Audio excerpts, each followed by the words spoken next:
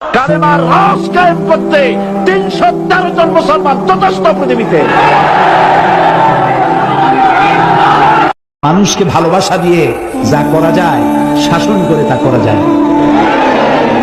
এই জন্য দেখেন বারবার কোরআনের কথা আসে। আল্লাহ তাআলা কোরআনে কোথাও বলেন নাই যে আমার কথা না মানলে বোমা মেজে উড়াই দেবে। বলছে একটা শোনেন, আমার কথা না মানলে কল্লা কাটে দেওয়া আছে। বরং কল্লা কাটার ব্যাপারে আল্লাহ বলেছেন, একটি মানুষকে যদি কেউ হত্যা করে ফাকান্নামা কাতালান নাসা জামিআ, যদি কেউ একটি মানুষকে হত্যা করলো সেজন্য সারা পৃথিবীর সব মানুষকে হত্যা করলো।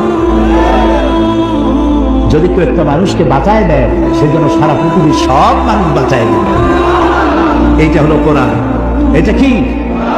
এই হচ্ছে সেই কোরআন। এটা সাম্প্রদায়িক নয়, এটা সন্ত্রাসের জন্ম দেয় না। কোরআন সন্ত্রাসীদেরকে বিদায় করে দেয়।